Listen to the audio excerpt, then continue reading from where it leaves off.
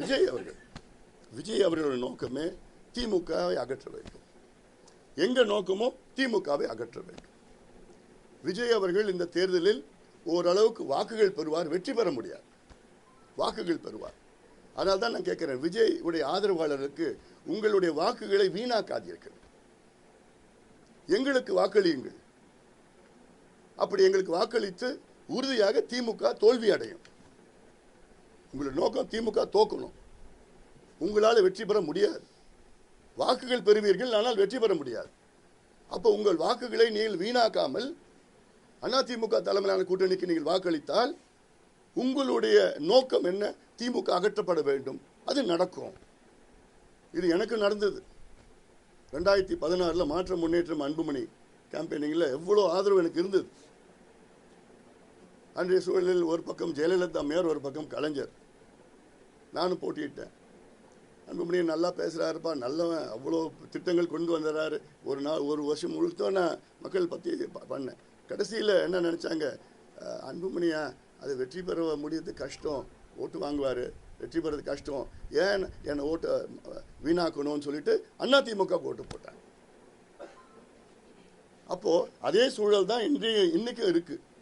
விஜயோடைய ரசிகர்களை பற்றி ஒன்றும் பண்ண முடியாது. ஏன்னா அவங்க விஜய் அவர்களுக்கு தான் ஓட்டு போட போகிறாங்க. நான் விஜயுடைய ஆதரவாளர்கள் சொல்கிறேன், உங்கள் நோக்கம் நிறைவேறணும்னா திமுக அகற்றப்பட வேண்டும், திமுக ஆட்சி அகற்ற வேண்டும் என்று உங்களுடைய நோக்கம், உங்களுடைய தலைவர் நோக்கம் நிறைவேற்றப்பட வேண்டும் என்றால் உங்கள் வாக்குகளை வீணாக்காதீங்க. உங்கள் வாக்குகளை அதிமுக கூட்டணிக்கு போடுங்கள். அதன் மூலமாக உறுதியாக திமுக ஆட்சி அகற்றப்படும், உங்களுடைய நோக்கம் வெற்றி பெறும். எல்லா வாக்குகளில் வேணுங்க. பெண்கள் வாக்குகள், விஜய் ஆதரவு வேணும், வாஷ் அவுட் ஆகணும். திமுக எதிர்கட்சியை கூட வரக்கூடாது. அதான எங்களோட நோக்கம். எல்லாம் புரிஞ்சுக்கிட்டாங்க. அவங்க மட்டும்தான் புரிஞ்சுக்கல, மற்ற எல்லாமே புரிஞ்சுக்கிட்டாங்க. எல்லாத்தையும் கிராமத்தில் பேச ஆரம்பிச்சிட்டாங்க. என்ன பேசுகிறாங்க சொல்லி கிராமத்தில் வரைக்கும் பேசிட்டாங்க. முதல்ல என்னன்னா, விஜயகாந்த் அவருடைய ஆத்மா மன்னிக்காது. ஏன்னா அவர் கடுமையாக எதிர்த்தது, கடைசி மூச்சு வரைக்கும் திமுகவை எதிர்த்து தான் அவர் இறந்தார். ஆனால் அப்படிப்பட்டதில் அந்த யார் அவருடைய எதிரியோ அவங்க எதிரிகிட்ட போய் சேர்றது அதெல்லாம் நியாயம் இல்லாதது. அது அவங்க கட்சிகளுக்கே தெரியுது, பொதுமக்களுக்கும் தெரியும். அது உள்ள நான் போக விரும்பலை. அது எல்லாருக்கும் உங்களுக்கும் தெரியும். அது உள்ள நான் அது போக விரும்பினேன்னா அப்புறம் வேறு மாதிரி டைவெர்ட் ஆகிடும். இன்றைக்கி இந்த ரெண்டு செய்தி தான் முக்கியமான செய்தி. இது டைவெர்ட் ஆகக்கூடாது. திமுக கருவில் இருக்கின்ற ஒரு பெண் சிசுவை கொலை செய்திருக்கிறது.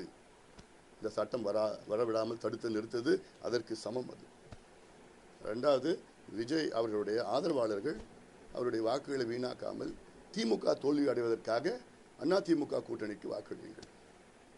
இல்லை, இப்போது சாதிவாரி கணக்கெடுப்புக்கும் இதுக்கும் என்ன சம்பந்தம் இருக்குது? இப்போ இது பெண்களுக்கு இடஒதுக்கீடு, இது ஓபிசி அந்த மாதிரி பிரச்சனைலாம் வரல. இல்லை, பெண்களுக்கு ஆண் பெண் இதில் எல்லா சென்சஸ்லையும் வந்துட்டு இருக்கு. போன சென்சஸ்லையும் இருக்குது. இந்த சென்சஸில் திடீர்னு 2011 எத்தனை ஆண்கள் எத்தனை பெண்கள் தெரியுது நமக்கு. அதில் பெருசாக ஒரு மாற்றம் வரப்போகிறது கிடையாது. இந்த 15 வருஷத்தில் ஐயோ பெண்கள் 10% கூடிட்டாங்க, இல்லை குறைஞ்சிச்சுன்னா அவெல்லாம் வரப்போகிறது இல்லை. அதனால் இது பண்ணிடலாம். ஏன்னா அடுத்த 2029 மக்களவை தேர்தலில் வந்ததுன்னா நல்லது தானே, தமிழ்நாடுக்கு நல்லது தானே. தவிர்க்க முடியாத தம்ப்நெயில்ஸ், கலக்கலான கண்டென்ட்ஸ், சினிமாவும் சீரியஸ் பிரச்சனைகளும், பல வருடங்கள் இடைவெளிக்கு பிறகு இந்த படத்துல ஒரு கலகலப்பும் கைகலப்பும்.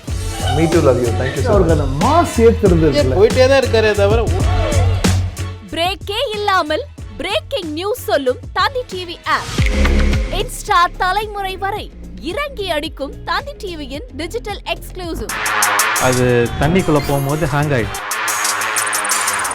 உங்களுக்கு விஜய் சார் எந்த அளவுக்கு ரொம்ப பிடிக்கும்? Of course, Malayalis are huge Vijay sir fans. ரெண்டு பேருமே ரொம்ப பிடிக்கும் எனக்கு. தந்தி டிவி ஆப்பை இலவசமா டவுன்லோட் செய்யுங்க. ஃபாலோ பண்ணுங்க, சப்ஸ்கிரைப் பண்ணுங்க, என்ஜாய் பண்ணுங்க.